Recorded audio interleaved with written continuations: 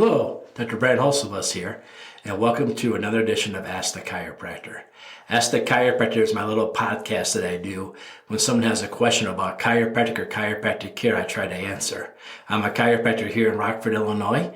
I'm a proud graduate of Palmer College of Chiropractic, and I'm happy to be the team chiropractor of the Rockford Ice Hogs. Let's dive into it.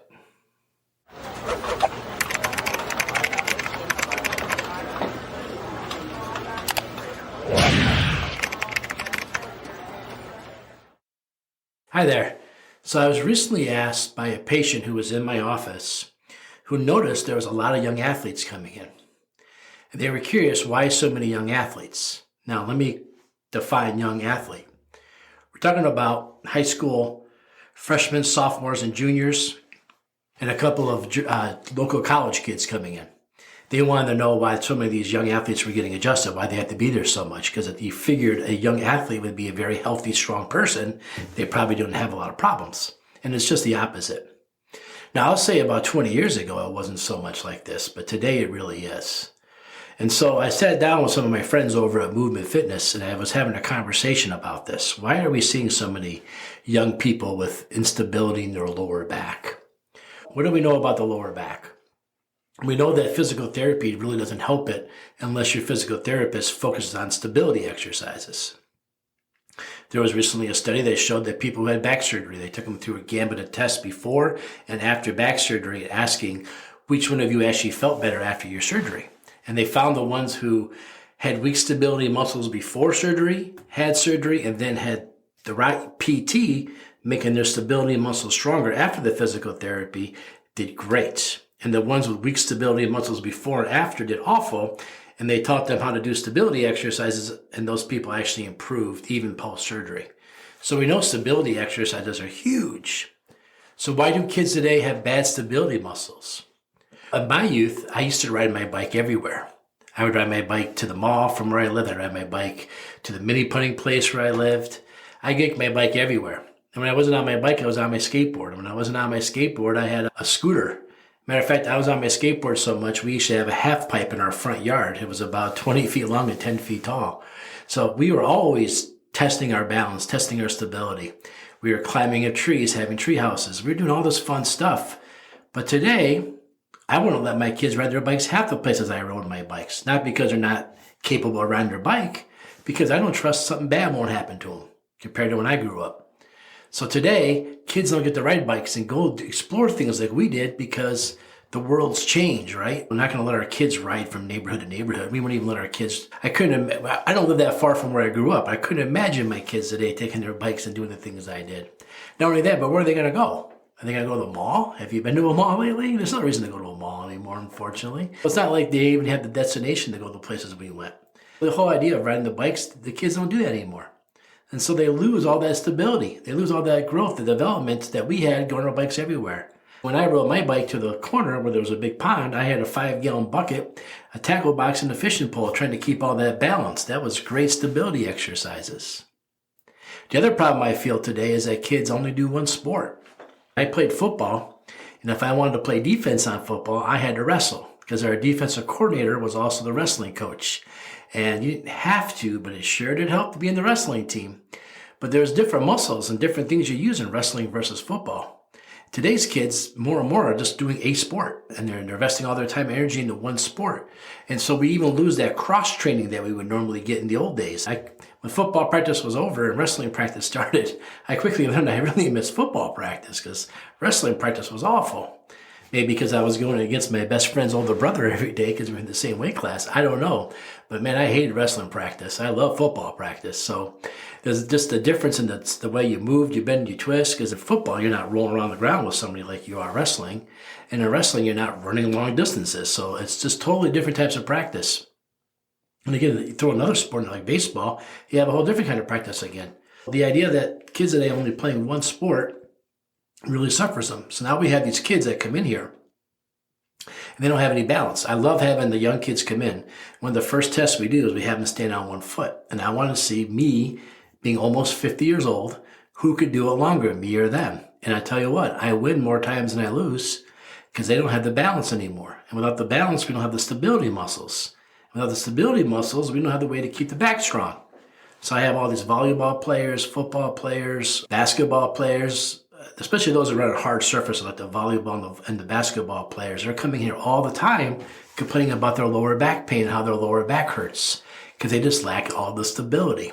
I have other kids that come in here, and it's apparent to me they don't play any sports at all or ride their bikes at all, and they just sit around all day and they don't have any stability at all. They can't last at all in that balance test at all. So my balance test is real simple. They look at me, I look at them, and we pick a foot and we stand on it. And we see who can stand the longest. And whoever falls over first, they're the loser. And I can tell you, I beat them all the time. And these kids are between the ages of 14 and 18. Like I said, I'm almost 50. I shouldn't be doing this good against them, but I win more than I lose, like I said before. So they lack these stability muscles from the inability to do stuff outside.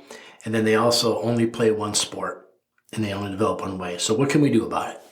It's great to point out the problems, but what can we do about it? The first thing is, if we're not going to go out and ride our bikes and do all the stuff I talked about, then we got to make it up in other ways. One of the ways I like having is a wobble board or one of those Bosu balls, B-O-S-U, Bosu balls, and flip it upside down and get them on an unstable surface. I have a lot of my athletes stand on the wobble board, the upside down Bosu ball, and play their sport. My basketball players will have them on the unstable platform shooting free throws. And we'll change the hoop. That's 4 inches tall. The wobble board will make the hoop 4 inches taller. Therefore, they're still shooting at a 10-foot hoop. If you could make free throws while standing on a wobble board, imagine how strong you would be during a game if somebody bumped you or came into you. If you're a volleyball player, just stand on a wobble board and bounce the ball off the wall. If you're playing a sport that you just can't do that with, like wrestling, then what you do is you just put the wobble board, have them stand on it, and bounce a ball off a wall or with a friend, back and forth. Now we're getting the stability exercises. Also, incorporate that into your workout. I have the kids ditch the weights for a set of squats. I just have them stand on the wobble board. You can do your weights too, but give me a couple sets with no weights on the unstable surface. So they cross their arms and they do squats on that. And I always say by the sixth one, you got the shake and bake going on. Your legs are all over the place wobbling because of how challenging it is. I also have them do push-ups on it. I have them do Spider-Mans on it where they're unstable underneath them and they're doing the Spider-Mans on it. You can go to a gym and work with some of my friends at Movement Fitness where they do all kinds of exercises where you're challenging your stability the entire time. You don't even know they're doing it. We do a lot of single leg left presses where you're on one foot the whole time trying to keep your balance. So you gotta find ways to make it up. You have to. And not only that's going to last you your whole life. Because if you're having instability in your spine at 13 to 14, it's only going to get better as you get older and do less. It's only going to get worse. So getting these things and making these things up is crucial. Or maybe just simply, like in our town, we have some trampoline parks they can go play at. They have obstacle courses. They have ninja courses and stuff like that. Get those kids to those places. Get them challenging those things. And not only that, but get them playing another sport. Even if it's just for fun with other kids. Find another sport to play. Pickleball could be something you can just pick up. You don't have to dedicate a whole season to. You could join a league somewhere where you're just going to play a game a couple nights a week. You could organize a whole bunch of other kids from the team to get together and do a different night. I know like the Ice Hogs, the hockey team here in town, they'll go out and play different sports just for fun as a group. So get that group of kids together. I know you all got Facebook chat lines, right? Groups that the parents get together and talk about things. Organize a night when they start playing other sports and doing other things. It's a great way to get them to cross-train a little bit without interfering with the season of what they're trying to do. I understand that college is expensive. I understand you're trying to get a scholarship to pay for school. I get that. But there's ways to have still fun events. Even if it's just a swim night when everybody goes swimming, and try to organize like the first Friday of every month we go swimming. The first Tuesday or the second Tuesday of every month we go play pickleball. Just something like that. Try to incorporate more of those activities in there. Sum it up. Help these stability muscles get better. So to stabilize these muscles, you want to get a wobble board and do some activities on the wobble board. Or you want to go to a place like I talked about here in Rockford. I send you over to Movement Fitness and they have you do some balanced stability exercises, incorporate into your workout or the game you're playing with them so you don't even know you're doing it. Play another sport. Get another sport in there involved. Even if it's just a recreational sport for fun, not a whole league. Try to get others to join you and do it too. It's good from camaraderie, good for everything. So there you have it. Why do so many young people have these injuries? I'd love to be able to help them, but I'm sad they're in here every week with the same issue. This is how we make them stronger and better. And remember, if you think your child's having these issues, go see a chiropractor. They're the only ones trained to tell you what's going on with the hip instability and stabilization muscles. We're the only ones that get that training, and we know how to incorporate it when it's time to bring in a strength conditioning coach, when it's time to bring in physical therapy. We're well trained in how to do that. So seek a chiropractor first. And remember, if you have a question about chiropractic or chiropractic care, always ask a chiropractor. We're the only ones that really study chiropractic. We're the only ones that really know the answer. All right, everybody, if you have a question for me, go to my website. You'll see links below to everything. Take care, and thanks for tuning in.